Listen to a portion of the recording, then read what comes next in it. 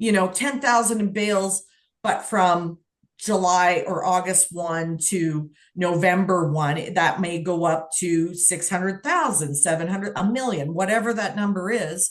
So you can actually increase it slowly. So you can pick like August 1 to September 1. Let's say you're going to do X amount of baling and it's going to be worth 100,000. So you can increase that and then you can decrease it on the policy. So you don't have to insure that $1 million year round. You actually can choose what you're doing and about your feeding time so that you can increase it and then decrease it. And it's on there all the time. You never have to mess with those numbers or the dates.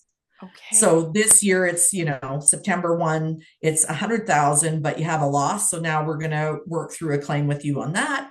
And then in October or November, you can build it up and drop it. You never have to report it. Away you go. If you have a loss, we have professionals that are trained in our wordings and they come out and see you and you work things out with them. So Clever. it makes it a lot easy. So you don't have to have a full amount. Because I know in the past it's called reporting. And then we had to have farmers give us, all their, the instance I'm thinking of is they had corn, canola, wheat, and barley. And they had to give us each month what they had. So that means they had to go through their records and it was kind of a pain. Right. So, anyways, you don't have to phone your broker. You simply choose the amounts, you set up your time frames and the broker can set up the peak season for any of the produce.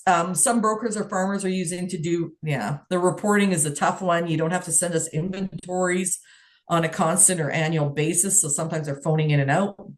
We find a lot of potato guys like this. Oh, yes. Right. Yeah. Yeah. And the grain guys, if they're insuring grain, they would need to have, in order to have produce coverage for spoilage or anything, you need to have alarms in place. But generally, you can do this with anything, bales, even your fert and chem, maybe your seed. You're buying seed from Pioneer and you only have a lot of it from April 15th to June 1st or whatever, whenever your seeding is. You can put it on there and increase it for that time to allow for that seed.